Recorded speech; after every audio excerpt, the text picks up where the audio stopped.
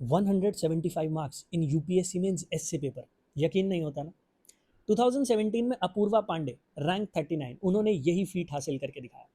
एक ऐसा पेपर जहां पर टॉपर्स 120 130 मार्क्स स्कोर नहीं कर पाते, उन्होंने 175 मार्क्स स्कोर किया, और ये बहुत बड़ा रीजन था कि उन्होंने टॉप 50 में अपना स्थान हासिल किया। लेकिन आखिरकार कैसे, चलिए अंडरस्टैंड करते हैं उनके एसए के इंट्रोडक्शंस को पढ़ के। एसए के बारे में कहा जाता है कि एसए में अगर आप अच्छे मार्क्स स्कोर करना चाहते हैं तो उसके लिए ज़रूरी है कि आप डायमेंशंस ओपन अप करें। डायमेंशंस के साथ साथ आपके एसए में फ्लो होना चाहिए, और आपका एसए पढ़ने में इंटरेस्टिंग होना चाहिए, जिससे एग्जामिनर उसके साथ स्टिक करे। चलिए अंडरस्टैंड करते हैं कि उन्होंने कितना ब्यूटीफुली अपने इंट्रोडक्शंस को बनाया है, जिस वजह से उन्हें इतने हाई मार्क्स दिए गए। सबसे पहले ये एसए का टॉपिक जो उन्होंने पिक किया है वो है two cheers for democracy, one because it admits variety, two because it permits criticism. अब देखिए, इंट्रोडक्शन के बारे में हम ये बोलते हैं कि आप इंट्रोडक्शन में एनेक्डोट्स का इस्तेमाल कर सकते हैं, आप कोट्स का इस्तेमाल कर सकते हैं, आप रियल लाइफ एग्जाम्पल्स का इस्तेमाल कर सकते हैं, आप केस स्टडीज का एग्जाम्पल कर सकते हैं, लेकिन आपका एस्से का इंट्रोडक्शन इंटरेस्टिंग होना चाहिए, क्योंकि वही इंट्रोडक्शन एग्जामिनर के इंटरेस्ट को बिल्ड करेगा, वही उसे बताएगा कि आप कितने अच्छे राइटर हैं और कितने कोहरेंस के साथ आप अपनी बात को एक्सप्रेस करते हैं। अब देखिएगा उन्होंने कितना ब्यूटीफुली ये इंट्रोडक्शन बिल्ड किया है। When India won independence in 1947, there were glimmering hopes and rising expectations in the eyes of millions. But there were also doubts, and not irrational ones, that questioned the future of democracy in India. तो मतलब उनका जो पहला paragraph है वहां पर the use of words is beautiful, उन्होंने बहुत अच्छी तरीके से वर्ड्स पिक किए हैं इस इंट्रोडक्शन को लिखने के लिए। और इंट्रोडक्शन अभी खत्म नहीं हुआ, क्योंकि एस्से का इंट्रोडक्शन काफी लंबा होता है। एस्से के लिए आपको 1200 वर्ड्स परमिट किए जाते हैं, और इसी वजह से हमारे एस्सेज जो होते हैं इनका इंट्रोडक्शन कई बार 2 से 3 पेजेस का भी हो सकता है, जैसे यहाँ पर आपको देखने को मिलेगा। अब देखिएगा उन्होंने सेकंड पैराग्राफ किस तरीके से शुरू किया। The western press especially refused to accept that India could emerge a successful democracy. To them, India was a land of snake charmers where poverty cohabited with illiteracy and ignorance. अब आप देखिए, वो एक तरफ राइजिंग एक्सपेक्टेशंस आफ्टर इंडिपेंडेंस उसकी बात कर रही हैं, और वो कॉन्ट्रास्ट दिखा रही हैं कि कैसे वेस्टर्न मीडिया ये सोच रहा था कि इंडियन डेमोक्रेसी फेल हो जाएगी। और उन्होंने जो वर्ड्स इस्तेमाल किए हैं वो बहुत अच्छे वर्ड्स हैं। मतलब कहने का मतलब ये है कि उनकी वोकैबलरी पर कमांड भी बहुत अच्छी है, और वो जो कॉन्ट्रास्ट शो करना चाह रही है वो कॉन्ट्रास्ट भी बहुत ब्यूटीफुली उन्होंने एक्सप्रेस किया है। मतलब she is a good writer, and that is one reason कि वो 175 मार्क्स स्कोर कर पाएंगे। आप में से कोई भी अगर एसए की प्रैक्टिस करता है, मेक श्योर कि आप भी जो आपके इंट्रोडक्शंस हैं उनको इंटरेस्टिंग बनाइए। इसके साथ साथ मेक श्योर कि आपकी लैंग्वेज के ऊपर कमांड होनी चाहिए, स्पेलिंग्स गलत नहीं होनी चाहिए, और जो वर्ड्स आप यूज कर रहे हैं वो बहुत एक्यूरेट होने चाहिए। चलिए आगे उनका इंट्रोडक्शन देखते हैं। How could the experiment of universal adult franchise be successful in a land where people are starving and dying of hunger?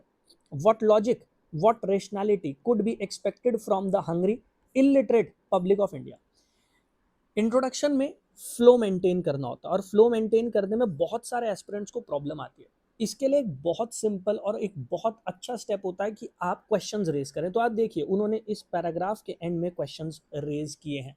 जब आप क्वेश्चंस रेज करते हैं तो कहीं ना कहीं आप एग्जामिनर को मजबूर करते हैं कि वो भी सोचे। अब देखिएगा आगे। Touted as the great Indian experiment, Western media critically analyzed the birth of democracy in India. Fortunately, India not only conducted elections successfully, but the democracy that was seeded in 1951 continues to flourish till date. और उसके बाद जो एस्से का topic है उन्होंने इस paragraph में उसको हाईलाइट किया है। मतलब अगर इस एस्से के इंट्रोडक्शन को एनालाइज किया जाए तो यहाँ पर द चॉइस ऑफ वर्ड्स वो बहुत अच्छी है, फ्लो बहुत अच्छा है, इसके साथ साथ उन्होंने इंटरेस्टिंग बनाया है एस्से के इंट्रोडक्शन को, पढ़ने में आपको मजा आ रहा है, एक फ्लो आपको देखने को मिल रहा है, कॉन्ट्रास्ट भी है, और कॉन्ट्रास्ट के साथ साथ उन्होंने क्वेश्चंस भी रेज किए हैं जो एग्जामिनर को मजबूर करेगा सोचने पर। That is how you start an essay. इस तरीके से अगर आप एसे का इंट्रोडक्शन लिखते हैं तो वो ना केवल इंटरेस्टिंग बनता है, इसके साथ साथ वो एनरिचिंग भी बनता है। चलिए, ये तो था पहला टॉपिक जिस पर उन्होंने एसे लिखा। एक और टॉपिक देखते हैं, एक और एसे देखते हैं और देखते हैं उन्होंने किस तरीके से उसका इंट्रोडक्शन लिखा है। बट उससे पहले, अगर आप यूपीएससी की तैयारी कर रहे हैं तो आप इस टेलीग्राम चैनल पर मुझे ज्वाइन कर सकते हैं।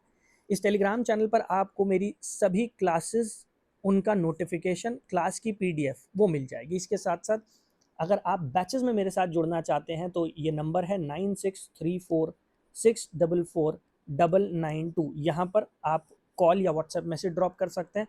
और जितने भी बैचेस हम रन कर रहे हैं, चाहे वो फाउंडेशन बैच हो, चाहे वो मेंटोरशिप का बैच हो, आपको सबकी इंफॉर्मेशन मिल जाएगी। ऑलराइट, चलिए भाई नेक्स्ट एस्से देखते हैं। A nation of sheep will बिगेट a government of Wolves.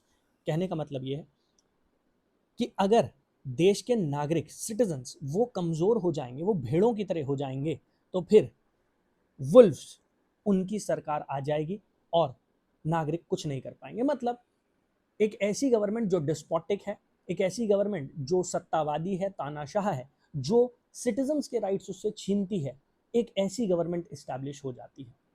दोनों ही ऐसे जो उन्होंने लिखे हैं वो कहीं ना कहीं पॉलिटिकल साइंस से रिलेटेड है, कहीं ना कहीं हमारी पॉलिटिक्स उससे रिलेटेड है।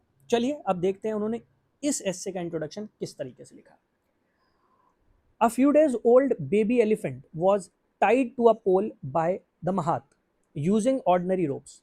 The elephant would pull the ropes all day and strive to break free from its shackles, but it did not yet possess the strength to break the ropes that held it prisoner. Regardless, the elephant tried every day for a month. Eventually, it accepted the fact that the ropes were stronger than its capacity. यहाँ पर वो एक anecdote या एक story उसको build कर रही है, और स्टोरी है अबाउट अ यंग एलिफेंट जिसको चेन से बांध दिया गया, रोप्स में बांध दिया गया, और वो कोशिश कर रहा है डेली बेसिस पर कि वो उन रोप्स को ब्रेक कर दे, लेकिन वो नहीं कर पा रहा है। 6 months later, the baby elephant had grown up into a humongous beast that could uproot trees and change river courses. Yet it never again tried to break free from the ordinary ropes that tied it to the pole. To the elephant, the rope had become a symbol of its weakness, and it was convinced that there was no way out from the shackles. What the story suggests is that belief in one's own weakness will always ensure one's submission to another, regardless of how powerful the other person is. अब देखिए, उन्होंने एक elephant की story को democracy के साथ जोड़ा है, डेमोक्रेसी में सिटीजन्स के साथ जोड़ा है। जैसे एक यंग एलिफेंट ट्राई करता है इनिशियली कि वो रोप्स को ब्रेक कर दे, शैकल्स को ब्रेक कर दे, फ्री हो जाए, बट वो नहीं हो पाता। इसके बाद जब वो पावरफुल हो जाता तब भी वो कोशिश नहीं कर रहा है। क्यों? क्योंकि उसने अपने दिमाग में सोच लिया है कि वो इन रोप्स को नहीं तोड़ सकता। अब वो सबमिट कर चुका है, अब वो आदी हो चुका है इस टाइप की लाइफ के लिए। कुछ इसी तरीके से डेमोक्रेसी में वीक सिटीजन्स होते हैं, वो भी एक स्ट्रॉन्ग, एक सत्तावादी, एक डेस्पोटिक गवर्नमेंट के आदी हो जाते हैं। तो यहाँ पर उन्होंने एक स्टोरी बिल्ड की है। अब ये स्टोरी एक यंग एलिफेंट की है और उसको जोड़ा गया है डेमोक्रेसी और डेमोक्रेसी की वीकनेस के साथ। आपने एक बात नोटिस की होगी, बहुत इंटरेस्टिंग है जो कनेक्शन उन्होंने एस्टैब्लिश किया, and that is what we want. हम चाहते हैं कि इंट्रोडक्शन पढ़ते ही एग्जामिनर का दिमाग सिर्फ इस डायरेक्शन में जाए कि जो एस्से बिल्ड किया जा रहा है वो कितना इंटरेस्टिंग है। वो नेक्स्ट पैराग्राफ पढ़ने के लिए उत्सुक होना चाहिए, उसको लगना चाहिए कि हाँ यार आगे क्या होने वाला है, किस तरीके से ये एस्पिरेंट, ये स्टूडेंट अलग अलग डायमेंशंस को एक्सप्लोर करने वाला है। अगर आपने इंट्रोडक्शन में वो इंटरेस्ट बिल्ड कर दिया है तो ट्रस्ट मी, आगे चलकर अगर आपका ऐसे थोड़ा नीचे भी गिरता है, थोड़ा वीक भी हो जाता है, तब भी एग्जामिनर आपको अच्छे मार्क्स देगा। एटलीस्ट आप 135 प्लस तो स्कोर कर पाएंगे। हालांकि मैंने भी 138 दो बार स्कोर किया एसए में, but 175 is a huge task. और यहाँ पर उनके एसए ये बता रहे हैं कि क्यों वो इतने अच्छे मार्क्स स्कोर कर पाएंगे। 1, उनके एसए इंटरेस्टिंग है, उन्होंने कोशिश की है कि वो इंटरेस्ट मेंटेन रहे। 2, उनका लैंग्वेज का जो स्टाइल है वो बहुत अच्छा है। 3, उनकी वर्ड्स के ऊपर, लैंग्वेज के ऊपर कमांड है। तो जो वर्ड्स वो पिक कर रही हैं, जो वो वर्ड्स यूज़ कर रही हैं, वो बहुत ज़्यादा एप्ट, एक्यूरेट वर्ड्स हैं। ऐसे राइटिंग को लेकर अगर आपके मन में कोई भी सवाल है, कोई भी डाउट है, आप कमेंट सेक्शन में ज़रूर लिखिएगा। कोशिश करूँगा कि आप सबके डाउट्स ज़रूर ले पाऊँ। All the very best. जय हिंद।